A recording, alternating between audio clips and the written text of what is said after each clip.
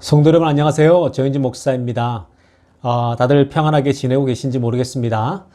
벌써 시간이 땡스기빙 할리데이를 지나가는 것 같아요. 이제 다음 주부터는 땡스기빙 연휴가 지속되는데 상황이 상황인지라 다들 집에만 또 머물러 계시는 거 아닌지 모르겠습니다.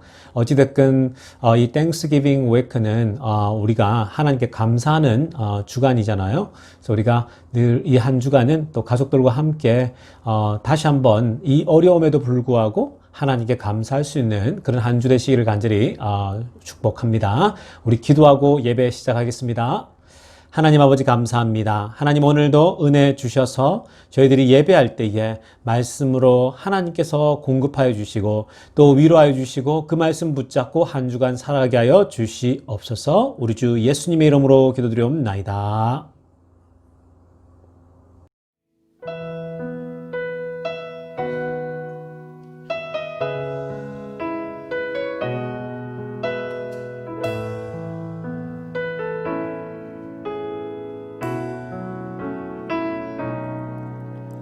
주 나의 모습 보네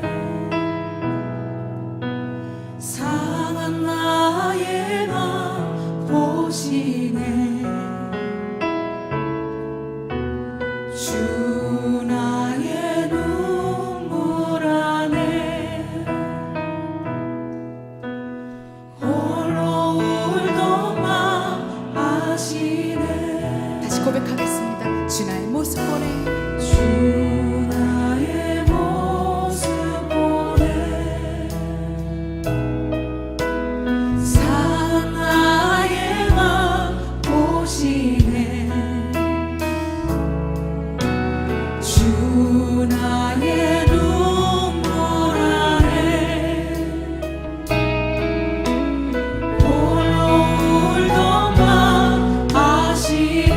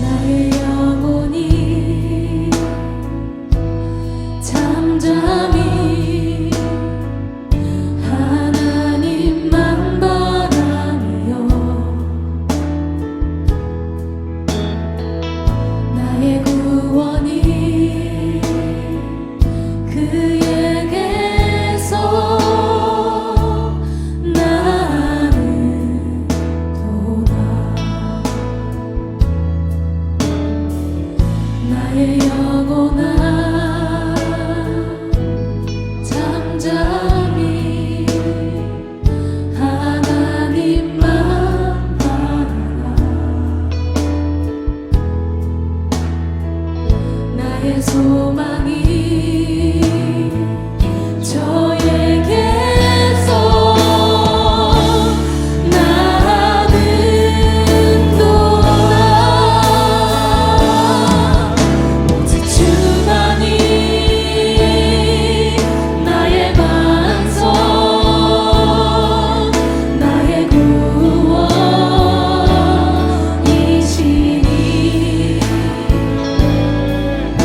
오직 주만이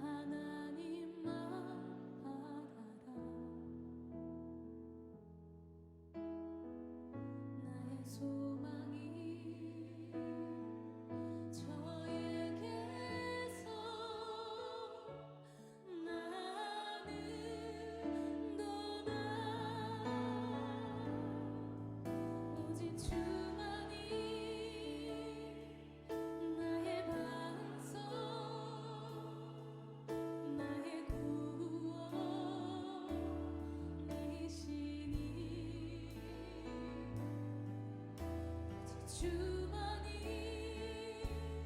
나의 산성 내가 영원치 아니하리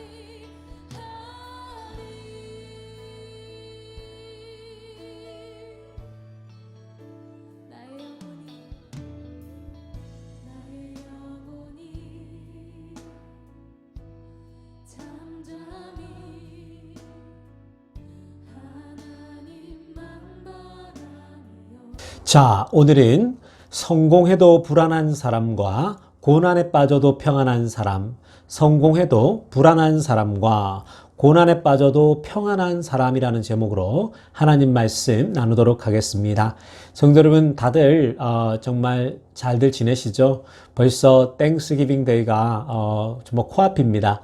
올해는 정말 미국도 지금 땡스기빙 데이에 너무 코로나가 정말 심해져서 우리가 밖에 나가서 좀 여유를 볼 수 있을지 잘 모르겠습니다.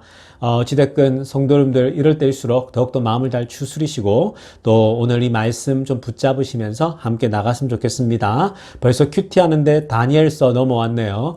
여러분 벌써 우리 큐티를 통해서 정말 다양한 말씀을 다 훑었죠. 그죠?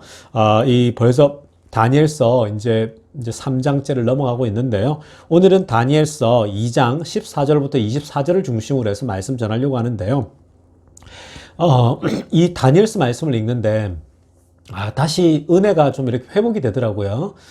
다니엘서도 워낙 많이 읽었지 않습니까? 그런데 또 불구하고 또 다시 읽는데 또 디테일한 그런 은혜들이 있더라고요. 그 첫 번째로 저에게 깨달음을 주신 말씀은 뭐냐면요. 이 바벨론 왕과 이 바벨론 왕인 느부갓네살과 다니엘을 이렇게 비교를 하면서 저에게 주어졌던 말씀인데요. 먼저 오늘 2장 전체의 말씀을 간략하게 정리를 해보면요. 오늘 우리가 이 2장 전체를 읽은 게 아니라 14절부터 24절까지 읽었는데요. 2장 전체의 내용은 여러분 내용이 이렇습니다. 바벨론 왕 느부갓네살이 꿈을 꿔요. 꿈을 꾸는데 근데 너무 불안한 거예요. 꿈을 가만히 생각해보고 아무래도 이 꿈이 악몽 같고 불길한 징조인 것 같은 거예요. 그래서 자꾸만 불안해서 그 꿈을 해석할 수 있는 사람을 찾습니다. 꿈을 해석할 수 있는 사람에게 상을 내리겠다. 큰 상을 내리겠다라고 얘기를 했는데요. 그런데 주변에 점 깨나 본다라는 사람들이 몰립니다. 무당부터 시작해서 이 점술가들이 다 모이거든요. 그래서 이 술사들이 다 모였는데 하나도 도움이 되지 않습니다. 그래서 근데 마침 그 다니엘이 있었는데 이 다니엘이 그 하나님께서 은혜와 지혜를 주셔가지고 다니엘에게 그런 해석할 수 있는 눈을 주는 거예요. 그래서 바벨론 그 왕의 느부갓네살의 그 꿈을 해석을 해주게 됩니다. 그래서 다니엘은 그 대가로 인해서 그 바벨론의 온 지방을 다스리는 그런 관리로 등극하게 되는 거죠. 좋은 잡을 부여받게 됐다라는 겁니다. 그것이 이 2장의 전체적인 스토리 배경입니다. 그런데 여러분, 저에게 첫 번째로 참 개인적으로 은혜가 되었던 말씀은요.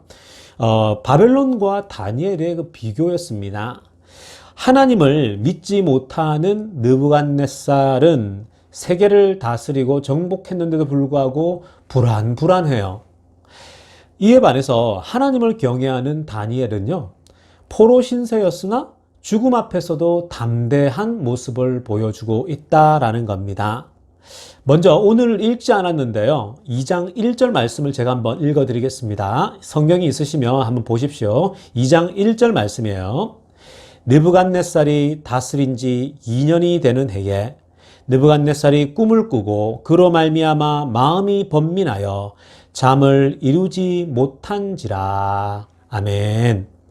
자, 여러분 이 말씀을 보니까 느부갓네살이 꿈을 꾸고 그리고 그 꿈으로 말미암아서 마음이 번민하여 잠을 잘 못 자고 있는 상태를 2장 1절부터 시작합니다. 여러분 저는 이 구절을 읽는데요. 많은 생각이 들더라고요. 느부갓네살을 한번 보십시오. 여러분 세상을 다 가진 사람입니다. 천하를 호령하는 당시의 제국의 왕이었어요. 그런데 그럼에도 불구하고 다 가졌는데 항상 공포와 두려움 속에 살아가고 있다라는 거예요. 한번 보십시오, 여러분. 꿈을 꿨잖아요. 뭐 별것도 아닌데 꿈 하나 꾸고 벌벌 떨고 있어요. 꿈만 꾸어도 불안해서 못 사는데 다 가지면 뭐 하겠습니까? 많이 가지고 있으면 뭔들 하겠어요? 하나도 여러분 평안하지가 않는데요. 꿈 하나 꾸었습니다. 느부갓네살이 괜히 꿈 하나 때문에 두렵고 불안한 마음으로 하루하루 살아가고 있다라는 겁니다. 이에 반해서 다니엘은요, 포로 신세입니다. 포로로 잡혀간 거예요. 죽음 앞에 서기도 했습니다. 그런데 다니엘의 모습은요, 너무나도 평안해요.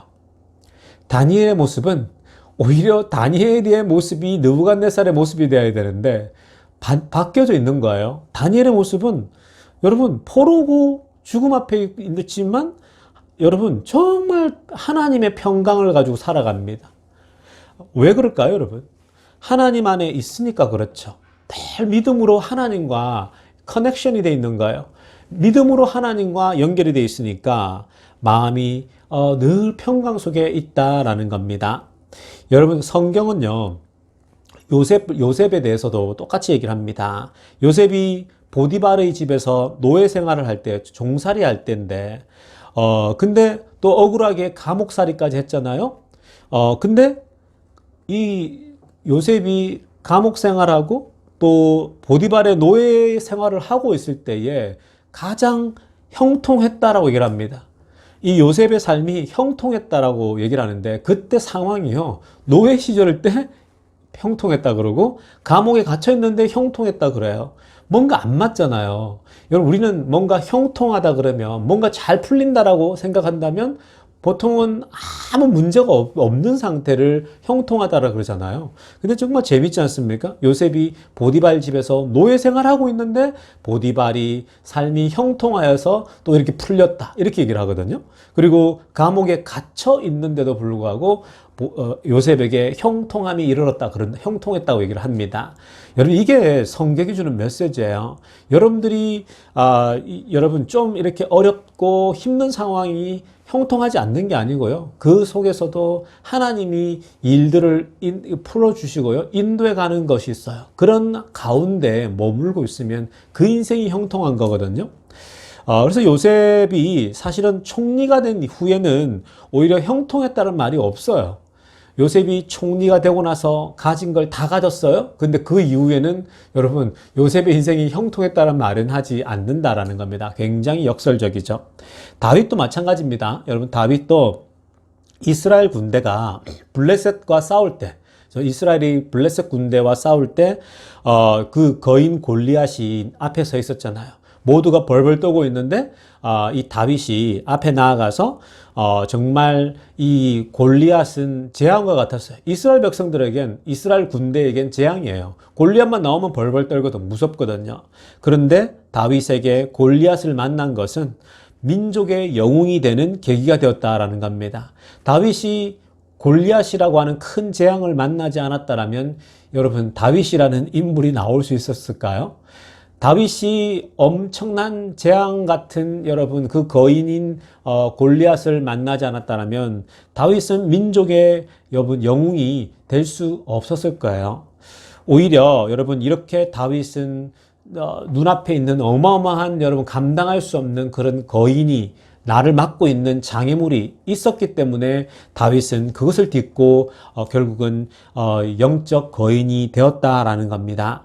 여러분 정말 그렇습니다. 역사를 주관하시는 하나님을 믿게 되면 어떤 상황에서도 평안이 찾아온다라는 거예요. 여러분들도 알고 계시듯이 이번에 저희 집사람이 유방암을 진단받았잖아요.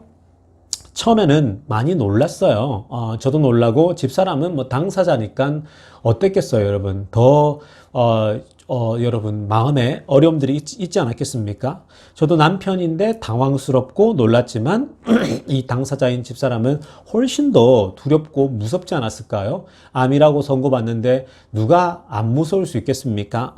그런데 여러분 진단을 받았을 때 그 순간에는 많은 두려움들이 있고 이 문제를 어떻게 해결해 나갈까라는 생각이 참 많았었는데요. 근데 진단을 받고 나서 얼마 후에 저에게도 하나님의 마음이 느껴졌어요. 하나님께서 저에게 주시는 마음이 있었고, 특별히 이것은 정말 하나님이 인도하시고 이끄신다라는 걸 확실하게 제가 알고 있었어요. 그래서 그 확신이 들었기 때문에 그 이후에는 하나님께서 이끌어가는 것들이 보이니까 오히려 저 개인적으로는 굉장히 평강이 찾아오더라고요. 그래서 여러분들이 저를 뭐 보셨겠지만 저에게 하나님이 평강을 주셔가지고 굉장히 마음이 이제 이렇게 안정이 되더라고요. 그래서 제가 이 다니엘의 마음을 조금이나마 이해할 수가 있습니다. 그런데 저희 집사람도 마찬가지입니다, 여러분. 나보다 더 두렵고 더 무서웠겠지만 어느 순간 하나님의 인도하심을 경험하더라고요. 어느 순간 오히려 그 장애물 앞에서 여러분 그 암이라고 하는 그 어마어마한 그 일종의 재앙 앞에서도 처음에는 여러분 그것을 받았을 때에 실망과 두려움이 있지만 오히려 집사람도 그 가운데 하나님을 발견합니다. 하나님이 인도하시는 걸 보게 되는 거예요. 그래서 그것을 집사람이 말씀을 묵상하면서 스스로 하루하루를 견뎌나가더라고요. 지금도 마찬가지입니다. 그 항암 치료하고 지금 벌써 5번째 왔는데요. 지금까지 오면서도 하나님 말씀 붙잡고 너무너무 잘해 나가더라고요. 여러분, 사실 대부분의 암 환자들이요. 사실은 왜 중간에 뭐 이렇게 위험하냐면요. 또 왜 죽냐면요. 암 환자들이 그게 다른 병 때문만이 아니고요. 마음이 무너져서 그렇다고 얘기하더라고요. 그래서 제가 이번에도 삼성병원에 갔더니 그 암병동에 가면요. 암 그 병동에 가면은 그 암 환자들이 쉴 수 있는 공간이 있어요. 가족도 같이 쉴 수가 있는데 거기가 도서관처럼 되어 있거든요. 그러니까 암 질병에 대한 글들, 책들, 암 환자들이 남긴 글들이 있어요. 근데 거기 보면요. 글 중에 제 마음을 사로잡았던 게 있어요. 여러분 문어 알죠? 문어, 옥토퍼스, 그죠? 오징어 같은 옥토퍼스가 있는데 그 문어라는 단어를 문어를 그려놓고 이 암 환자가 이렇게 쓰셔서 이제 다 낫고 나서 글을 써놓은 거예요. 다음 환자를 위해서. 그러니까 문어를 한 마리 그려놓고 무너지지 마세요, 무너지지 마세요라고 써놨더라고요. 그러니까 그게 무슨 말이냐면요. 제가, 저희 집사람이 이제 암에 걸리고 나서 제가 남편이고 이제 직계잖아요. 그리고 집사람은 마찬가지인데, 이 암이라고 하는 것이요. 이렇게 사람의 마음을 무너뜨려요, 여러분. 그래서 많은 암 환자들이 굉장히 어렵거든요. 근데, 그 문구를 보는데 웃음이 나오더라고요. 문어를 딱 그려놓고, 무너지지 마세요.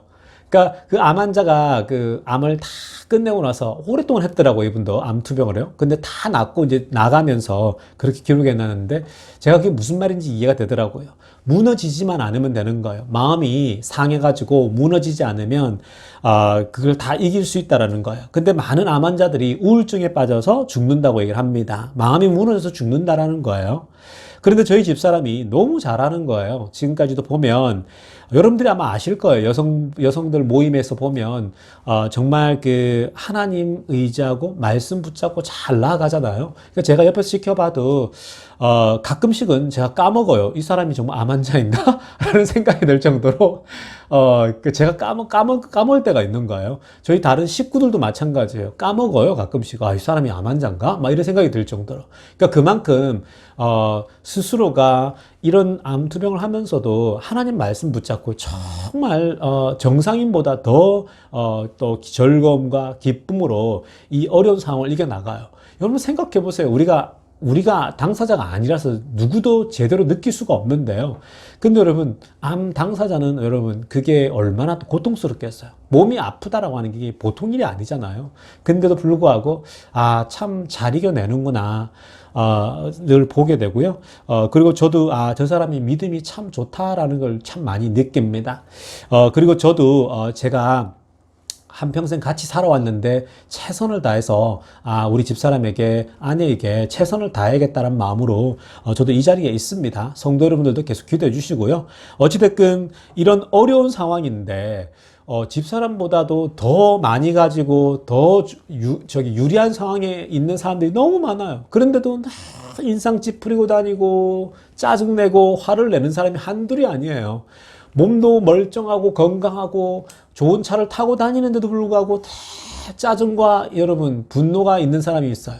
근데 암 환자인 사람은 오히려 더 기뻐하고 있는 거예요. 여러분 이겁니다. 오늘 느부갓네살 왕과 다니엘을 제가 비교하지 않았습니까? 느부갓네살 왕은 다 가졌어요. 왕이에요. 전 세계를 호령하는 황제예요. 그런데 꿈 하나 꾸고 두려워 뜹니다. 여러분, 이게 다 가졌는데 여러분들이 추구하는 삶입니까?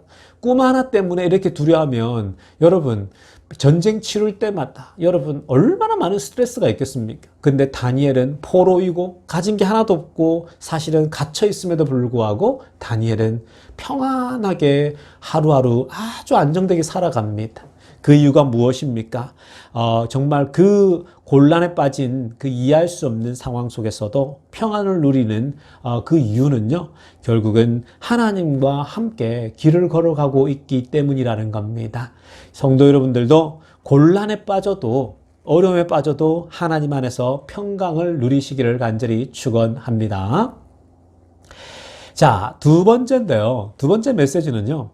위기의 순간에 기도하게 하소서라는 여러분 그런 기도 제목과 같은 건데요. 다니엘은 아주 절체절명의 위기 속에서 하나님께 기도를 하였습니다. 믿음으로 선포하고 기도를 했고요. 세 친구와 연합하여 기도를 했다라는 겁니다. 23절입니다. 우리가 주께 구한 것을 내게 알게 하셨사오니 23절 말씀이에요. 다니엘서 22장 23절인데요. 우리가 주께 구한 것을 내게 알게 하셨사오니 여러분 다니엘은요. 포로예요. 형편이 어려워요. 그런데 주님께 기도했어요. 다니엘이 어렵습니다. 상황이 여러분 정말 안 좋아요. 그런데 다니엘은 주님께 기도한 사람입니다. 주님께 구했더니 주님이 알려주셨대요. 주님이 응답하신 거예요. 그리고 여러분 정말 더 중요한 것은 다니엘에게 함께 기도할 수 있는 3명의 친구가 있었다라는 거죠. 여러분들이 그래서 이렇게 주변에서 이런 분들이 있어야 돼요. 함께 기도를 나눌 수 있고, 함께 어려운 문제들 여러분 나누면서 서로가 영적으로 그렇게 위로해가는 그런 여러분, 적은 무리의 공동체가 필요한 거예요. 사실 이것은 교회입니다.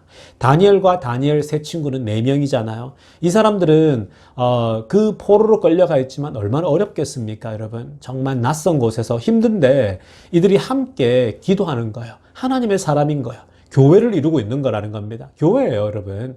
정말 작은 공동체나 마찬가지죠.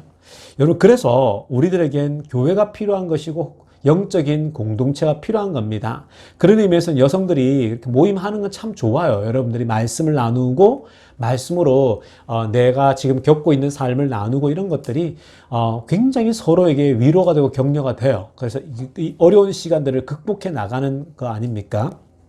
여러분, 정말로 우리가 이 다니엘을 보면서요. 어려운 상황 속에서는 기도해야 된다는 거예요. 여러분 한번 생각해 보세요.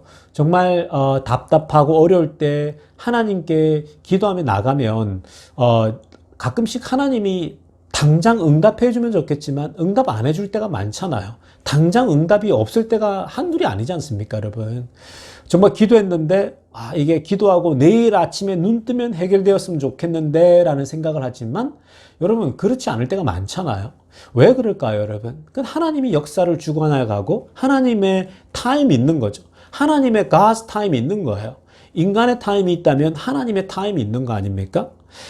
그래서 여러분 우리가 기도하고 나서 여러분 낭망하면 안 돼요. 절망하면 안 됩니다. 기도하면서 계속 꾸준히 나아가야 돼요. 하나님의 인도하심을 기다리면서 나아가는 거죠. 그러다 보면 어느 시점에 하나님이 이 기도에 주님의 때에 응답해 주는 때가 있지 않습니까? 저는 그런 걸 참 많이 느껴요. 그래서 꾸준히 신실하게 개인적으로 기도를 이제 해 나가다 보면 정말 하나님이 응답해 주시는 때가 참 독특해요. 특별한 때에 정말 왜 이때 응답을 하시지 하는데 돌이켜보면 하나님이 이때 응답한 이유가 있구나. 내가 원했을 때보다 이 때에 하나님의 응답해 주신 그 이유가 특별하구나를 생각하게 된다라는 겁니다. 성도 여러분, 우리가 이 다니엘에게서 배우십시다. 어려운 때에 힘든 때에 기도하며 나갔더니 하나님이 지혜를 주시고 가르쳐줬다. 여러분, 지금 코로나잖아요. 어렵잖아요. 어찌할 바를 모르잖아요. 여러분, 뭐 사업을 해야 될지 장사를 해야 될지 또 공부를 해야 될지 모르잖아요. 여러분, 정말 그럴 때일수록 기도해야 돼요. 결혼 앞에서도 그렇고 뭐 자식의 문제 항상 기도를 해야 됩니다. 나가서 구하다 보면요, 하나님께서 지혜를 주세요. 하나님께서 은혜의 통로를 여십니다. 그래서 다니엘처럼 답답하고 어려울 땐 기도하시면서, 그리고 무엇보다도 함께 다니엘의 세 친구처럼 같이 기도할 수 있는 무리가 있기를 간절히 축복합니다. 자, 이제 세 번째는요. 하나님께서 사실은 이 우리들에게 사명을 이렇게 일러준다라는 거예요. 여러분, 우리가 이 땅에 왜 살아갑니까? 여러분, 그런 질문을 던지지 않습니까? 내가 나이가 벌써 40이고 50이고 60이고 70이 된 분들이 계실 거예요. 나이는 들어가는데, 내가 나이는 먹어가는데, 이거 도대체 내가 이 땅에서 왜 살아가고 있지?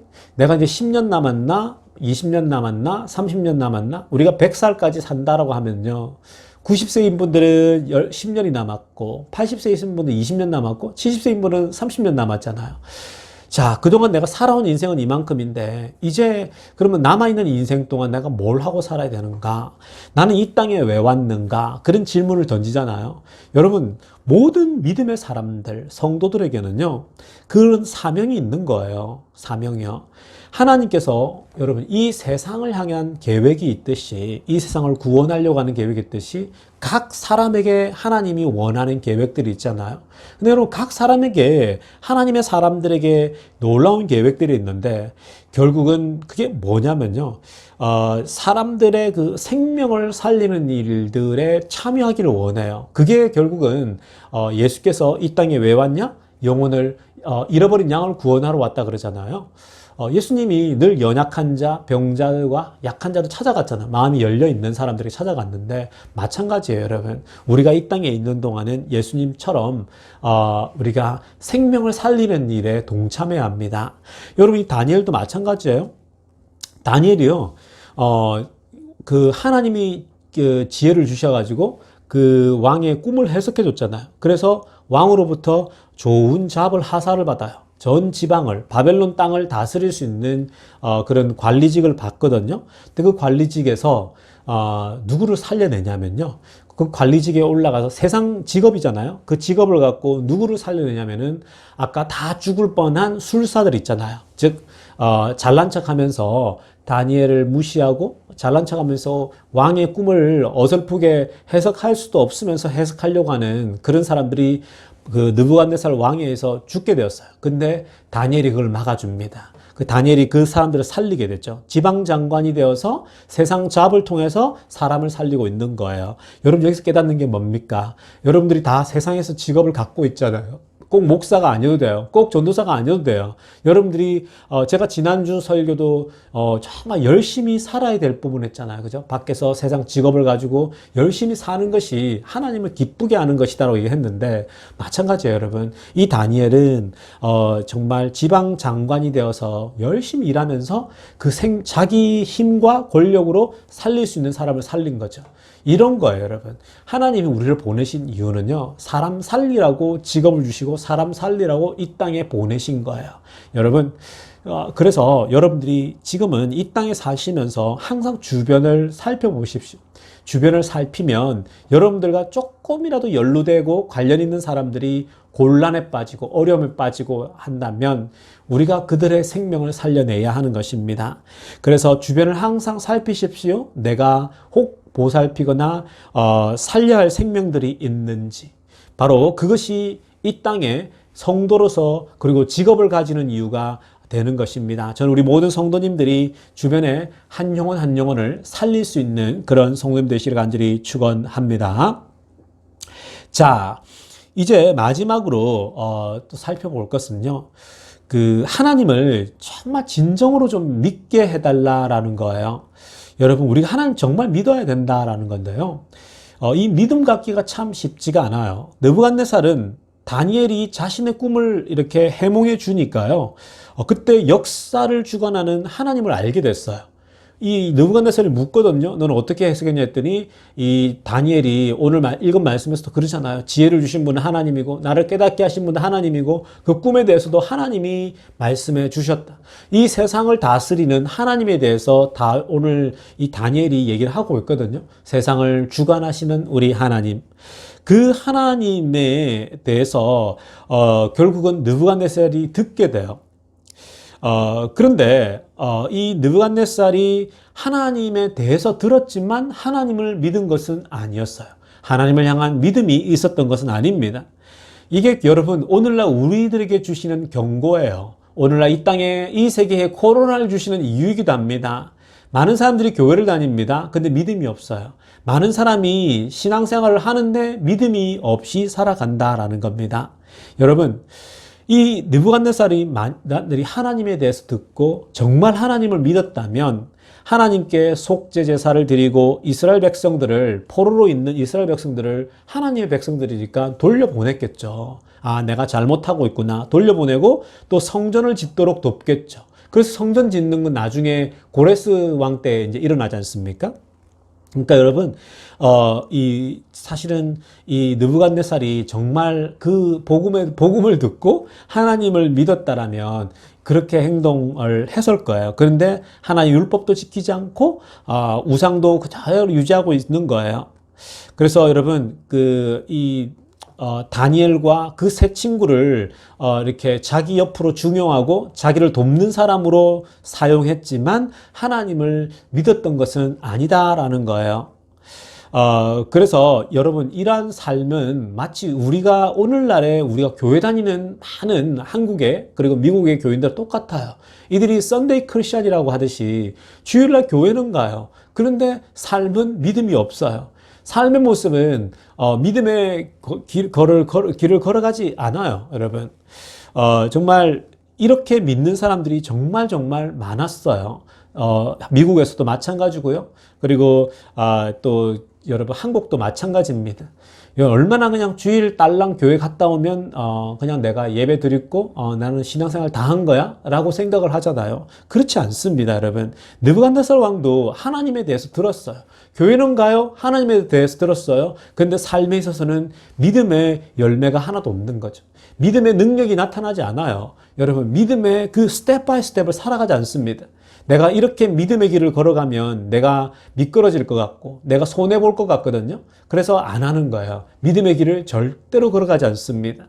정말 어려운 사람을 봐도 돕고 싶은 마음이 하나도 안 드는 거예요. 왜냐? 믿음이 없거든요.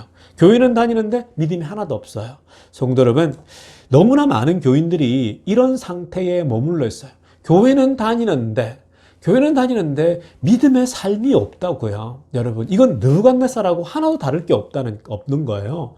여러분, 오죽하면 다니엘이 그렇게 해석해 주니까 다니엘을 고용했겠어요. 옆에 끼고 다니엘로부터 이야기를 들었다고요. 그런데 믿음의 행동은 하지 않는 거예요. 여러분, 이것이 오늘 우리들에게 던져주는 메시지예요. 저는 우리 모든 성도님들이 교회를 다녀도 신앙생활을 20년을 해도 또 믿음이 없이 살아가는 사람들이 정말 많은데요. 우리 모든 성도님들은 그렇게 살지 마십시오. 여러분, 신앙생활 10년, 20년이 중요한 게 아니고요. 내가 오늘 정말 이 어려운 상황 속에서도 하나님의 말씀을 붙잡고 믿음의 길을 걸어가고 믿음의 결단을 해서 걸어갈 수 있는 사람이 믿음의 사람인 거예요. 하나님은 느부갓네살의 삶을 보여주면서 정말 교회는 다니고 정말 이 교회 가서 예배는 드리지만 믿음의 삶을 살지 않는 사람을 향한 경고 메시지를 주는 겁니다. 여러분, 다니엘을 본받으시길 바랍니다. 다니엘처럼 다 가진 것이 없고 부족한 것이 너무나도 많고 묶여 있어도 그 다니엘 삶에는 하나님의 축복이 있었던, 하나님의 평강이 있었던 것입니다. 저는 우리 모든 성도님들이 교회를 다니더라도 믿음의 삶을 살 수 있기를 간절히 축원합니다. 기도드리겠습니다. 하나님 아버지, 그렇습니다. 오늘도 우리가 느부갓네살과 다니엘을 비교하면서 말씀을 살펴보았습니다. 느부갓네살은 정말 다 가졌지만 마음에 평안이 없었습니다. 그러나 다니엘은 정말 가진 것도 없고 모든 것이 묶여 있지만 그럼에도 불구하고 여호와를 향한 또 하나님 주시는 평안이 있었습니다. 하나님 아버지, 우리도 이렇게 살아가게 하여 주시옵소서. 믿음 붙잡고 살아가게 하여 주시고 하나님 주시는 평안을 가지고 살아가게 하여 주시옵소서. 우리 주 예수님의 이름으로 기도드리옵나이다. 우리 함께 이제 기도하는 시간 갖도록 하겠습니다.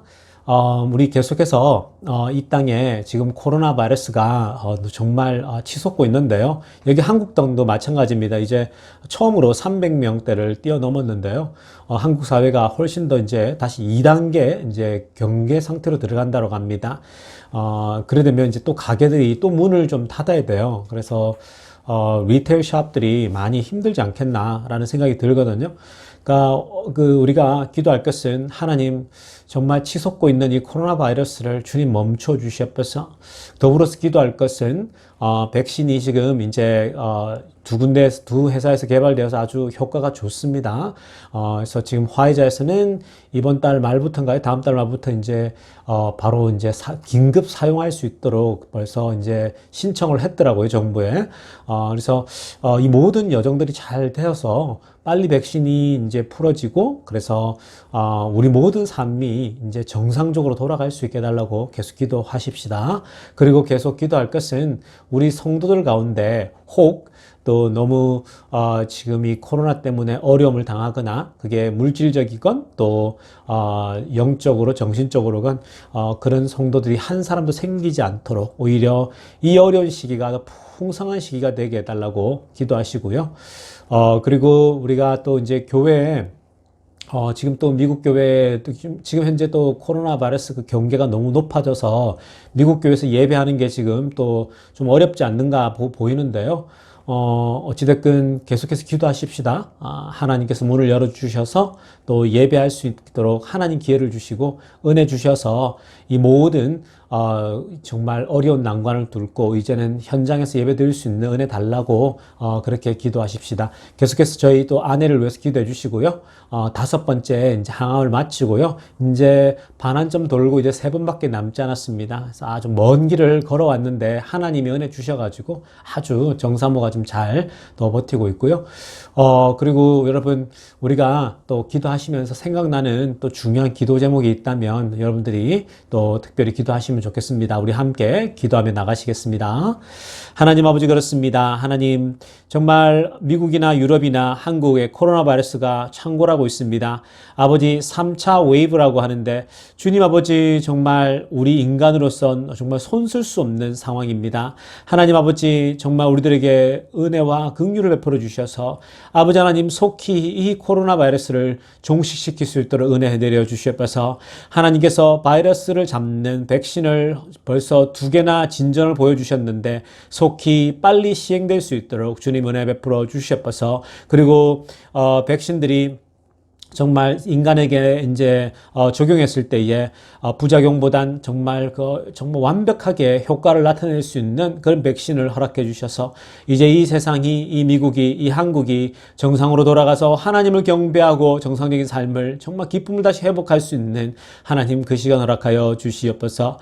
또 아버지 기도합니다. 하나님 아버지, 정말 혹 정말 이런 것 때문에, 이 코로나 때문에 어려움을 겪는 형제자매가 있습니까?